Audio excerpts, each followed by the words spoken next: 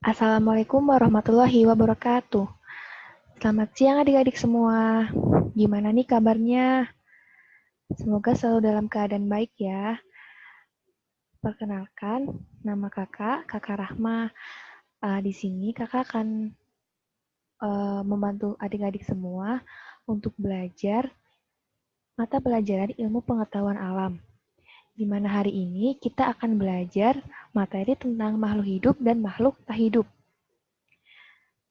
Nah, langsung saja kita awali dari makhluk hidup. Apa sih itu makhluk hidup? Mungkin adik-adik di sini sudah pernah mendengar kata-kata makhluk hidup. Nah, di sini kita akan menyampaikan makhluk hidup itu suatu organisme yang dapat mempertahankan dirinya dari berbagai bentuk perubahan lingkungan dan dapat berkembang biak untuk melestarikan jenisnya. Nah, di gambar ini ada beberapa contoh makhluk hidup. Nah, yang di sini ada sapi, ada bebek, ada pohon, ada bunga, dan manusia pun termasuk ke dalam makhluk hidup. Selanjutnya, makhluk hidup ini memiliki 6 ciri-ciri. Apa aja sih? Yang pertama, bergerak. Nah, bergerak ini untuk manusia dan hewan termasuk bergerak aktif, di mana mereka ini akan mengalami perubahan posisi seperti berjalan, berlari, dan merangkak. Namun untuk tumbuhan ini, ia hanya bergerak pasif, di mana ia itu akan melakukan pergerakan tanpa berpindah tempat. Dan ciri-ciri selanjutnya ada bernafas. Manusia dan hewan bernafas dengan menghirup oksigen dan mengeluarkan karbon dioksida. Sedangkan tumbuhan terdapat perbedaan. Siang hari tumbuhan menghirup karbon dioksida dan melepas oksigen. Namun pada malam hari, tumbuhan menghirup oksigen dan melepas karbon dioksida. Dan ciri-ciri yang ketiga, makhluk hidup itu mengalami pertumbuhan, di mana pertumbuhan ini adalah bertambahnya ukuran, tinggi badan, dan berat badan. Pertumbuhan ini dipengaruhi oleh asupan makanan yang baik. Ciri-ciri yang keempat yaitu berkembang biak. Nah, berkembang biak ini adalah kemampuan makhluk hidup untuk menghasilkan keturunan. Selanjutnya, ada makan dan minum. Semua makhluk hidup pasti makan dan minum, karena melalui makanan dan minuman inilah makhluk hidup dapat memperoleh sumber energi dan yang dapat digunakan untuk melakukan aktivitas sehari-hari. Dan yang terakhir, makhluk hidup itu peka terhadap rangsangan atau yang biasa disebut dengan iritabilitas. Nah, pada manusia, contohnya adalah ketika siang hari, kita menatap ke langit dan pupil mata manusia akan mengecil dan spontan akan menutup mata saat menerima rangsangan berupa sinar yang terlalu terang. Dan untuk tumbuhan, ada daun putri malu, di mana ia akan menguncup atau menutup daunnya ketika disentuh. Dan yang untuk hewan, di sini ada hewan landak, ia akan mengulurkan badannya ketika disentuh pula. Nah, pertumbuhan dan perkembangan manusia. Sudah dijelaskan tadi pertumbuhan dan perkembangan itu apa, dan lebih spesifiknya pertumbuhan pada manusia ini sudah terjadi sejak di dalam perut ibu hingga dewasa. Nah, biasanya pertumbuhan manusia itu akan terhenti saat ia memasuki usia dewasa. Nah, dalam perkembangan ini, contohnya saja saat kita masih bayi, kita hanya bisa digendong oleh orang tua. Namun, karena ada perkembangan fisik, kita jadi bisa merangkak, berjalan, berlari, dan lain-lain. Nah, bagaimana sih agar manusia itu dapat bertumbuh dengan baik? Pasti ada banyak faktor yang mempengaruhi itu semua. Yang pertama itu ada makan dan minuman yang dikonsumsi. Jadi, makanan dan minuman yang harus dikonsumsi itu harus yang sehat dan bergizi.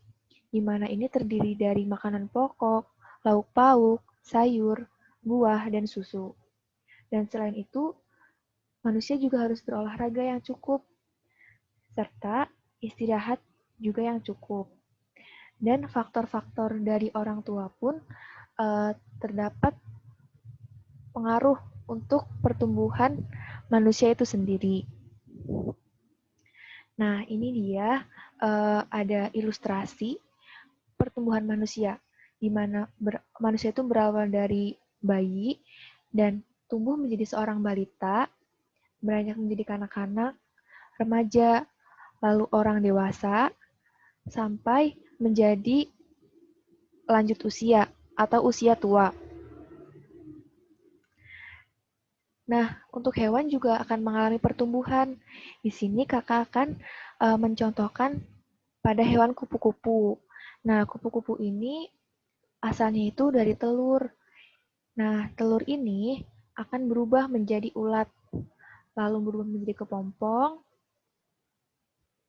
dan menjadi kupu-kupu muda, ia akan tumbuh menjadi kupu-kupu dewasa setelah melalui beberapa proses.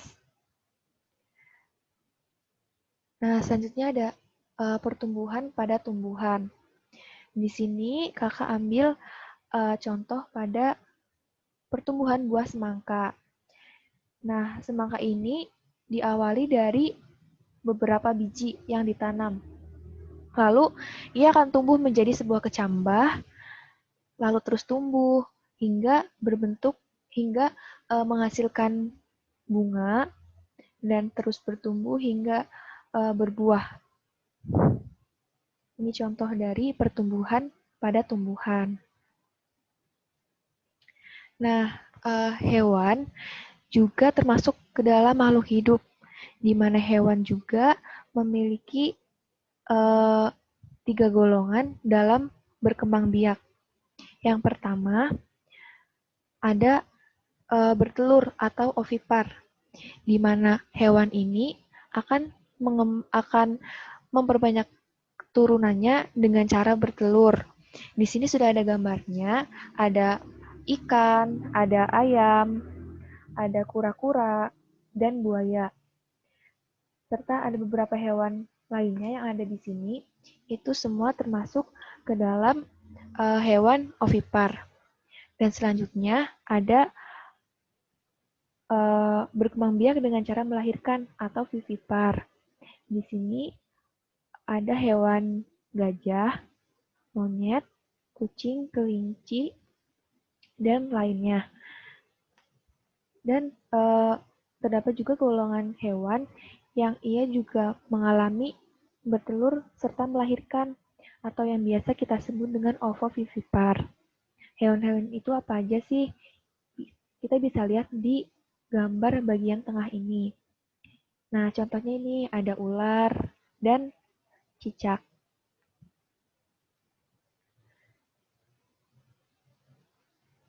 Kemudian, hewan juga terdapat 3 golongan dalam mencari makan. Di mana yang pertama itu di sini ada gambar elang, ada gambar serigala, ada gambar harimau, ada gambar singa. Nah, mereka ini termasuk ke dalam golongan karnivora. Kenapa begitu? Karena mereka ini pemakan daging dan mereka itu memiliki ciri-ciri memiliki gigi yang tajam, runcing untuk dapat mengoyak daging. Lalu ada hewan herbivora. Herbivora ini golongan hewan sebagai pemakan tumbuh-tumbuhan. Nah, bisa dilihat di sini ada kelinci makan rumput, dia juga bisa memakan wortel, ada sapi memakan rumput, ada panda yang memakan uh, pohon bambu, dan lain sebagainya. Dan yang terakhir ada omnivora, di mana hewan-hewan yang ada di sini, mereka itu dapat memakan daging serta tumbuhan. Nah, contohnya ada ayam, ada bebek, tikus, babi, beruang, dan monyet. Nah, adik-adik perlu diketahui bahwa makhluk hidup itu tidak sendirian, ada juga makhluk tidak hidup. Nah, apa aja sih makhluk tidak hidup itu? Yang pertama itu ada berbentuk padat atau solid. Nah, padat ini memiliki ciri-ciri bentuk dan besarnya tetap, kemudian tidak tergantung pada tempatnya. Seperti pada contoh di sini, ketika di rumah kita bisa menjumpai benda padat, yaitu televisi. Nah, televisi ini jika kita masukkan ke dalam kardus, maka bentuknya tidak menyerupai kardus, namun tetap berbentuk seperti televisi, karena memang dia itu termasuk benda padat yang memiliki sifat tidak tergantung pada tempatnya. Dan benda-benda padat ini dapat dipegang dan diangkat, volumenya tetap, serta letak partikelnya sangat berdekatan atau rapat. Selanjutnya, ada benda cair atau liquid. Nah, di gambar ini terlihat air yang dituangkan dari teko ke gelas. Nah, sifat-sifat dari air ini bentuknya selalu berubah sesuai dengan tempatnya, volumenya tetap, dan letak partikelnya sedikit berdekatan. Nah, maksudnya bentuknya itu akan mengikuti wadahnya, di mana awalnya air ini berbentuk seperti teko karena dia dituangkan ke dalam teko. Namun setelah air ini dipindahkan ke gelas, maka bentuk dari air itu juga menyerupai gelas. Dan volumenya tidak akan berkurang, sama dengan volume yang ada di teko ini. Selanjutnya ada gas. Nah, gas ini menyerupai udara, di mana bersifat bentuknya selalu berubah-ubah, volumenya berubah, dan letak partikelnya pun renggang. Nah, ini contoh bentuk gas, yaitu asap. Selanjutnya, sifat bahan dan kegunaannya. Yang pertama itu ada logam. Nah, logam ini itu bisa dibuat untuk pembuatan panci, wajan, sendok, garpu, atau barang-barang perabotan lainnya. Nah, di mana logam ini memiliki sifat kuat dan keras, dan sebagai penghantar listrik dapat ditempa, tidak menyerap air, tidak tembus cahaya, dan jenis logam yang biasa digunakan dalam pembuatan barang-barang ini adalah jenis aluminium, besi, dan baja. Dan yang kedua ada kaca. Nah, kaca di sini bersifat keras dan kuat, mudah pecah, tahan panas, tembus cahaya, tidak tembus air, tidak menyerap air, isolator, dan mudah dibentuk jika dipanaskan.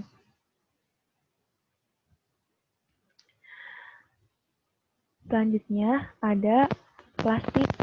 Nah, plastik ini contohnya di gambar ini ada botol air mineral, di mana botol ini terbuat dari plastik.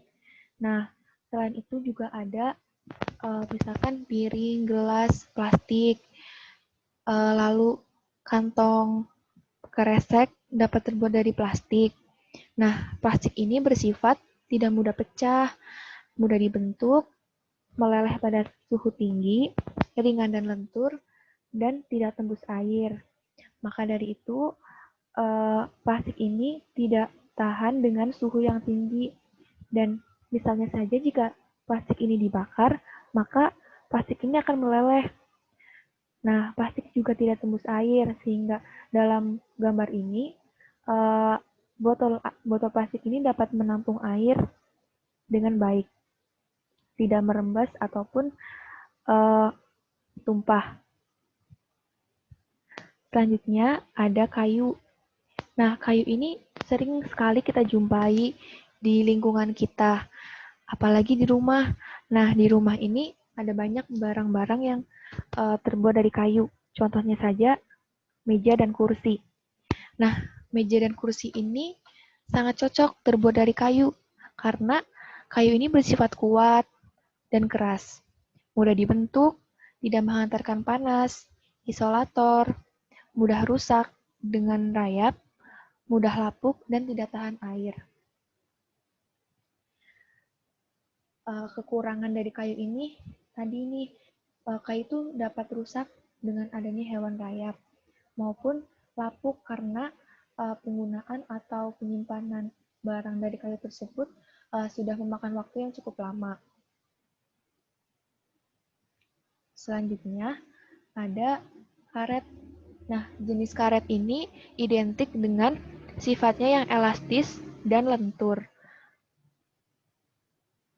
Sifat lainnya bersifat kuat, tidak menyerap air, tidak mudah robek dan patah, tidak tahan terhadap panas, isolator yang baik, serta tidak mudah membusuk. Nah, contohnya saja untuk perahu karet ini sangat cocok untuk menggunakan bahan karet karena ia tidak menyerap air sehingga tidak akan bocor. Lalu penggunaan ban pada sepeda motor, pada mobil. Lalu ada pembuatan sandal bisa terbuat dari karet. Dan selanjutnya ada bahan kertas. Nah, untuk bahan kertas ini tentu adik-adik udah tahu kan contohnya apa saja. Nah, di gambar ini ada koran ini terbuat dari kertas. Terus buku-buku yang adik-adik pakai itu pun dari kertas. Lalu ada majalah, ada buku gambar, itu terbuat dari kertas. Nah, sifat-sifatnya apa aja sih? Yang pertama ada bersifat mudah dipotong. Jadi kalau misalkan kita mau memotong kertas itu, bisa nih kita pakai gunting, ataupun kita robek itu bisa mudah. Lalu ada kekurangannya, di mana kertas ini tidak tahan air, serta mudah terbakar. Nah, apabila kertas ini terkena api, itu akan terbakar dan hangus. Namun, kertas juga dapat didaur ulang. Kenapa bisa didaur ulang? Karena kertas ini terbuat dari bubur kayu, serbuk kayu gitu, yang memang sifatnya itu dapat diperbarui atau didaur ulang. Dan tentunya ramah lingkungan. Dan sifat bahan dan kegunaan yang terakhir ada kain. Nah, untuk kain ini juga adik-adik pasti sudah tidak asing lagi karena hampir setiap hari, bahkan setiap hari kita memakai bahan yang namanya kain. Yang pertama, kita memakai baju itu terbuat dari kain, memakai celana terbuat dari kain, memakai handuk terbuat dari kain. Pokoknya hidup kita itu tidak terlepas dari kain. Nah, yang pertama, kenapa sih kain itu sangat berfungsi dalam pemenuhan kebutuhan kita? Karena kain ini mudah dipotong, lalu mudah dibentuk, menyerap air. Apabila kita gunakan sebagai handuk, itu sangat bagus karena kain ini dapat menyerap air, menyerap keringat. Namun kain juga memiliki kekurangan di mana ia tuh mudah juga terbakar seperti kertas. Namun kain juga memiliki tekstur dan warna yang beragam. Ada kain wol, ada kain katun, ada banyak sekali dan warna-warninya pun beragam. Dari merah, kuning, hijau, atau perpaduan lainnya. Nah, sekian video pembelajaran pada hari ini. Semoga ilmu yang kita pelajari hari ini dapat bermanfaat. Apabila adik-adik di sini masih terdapat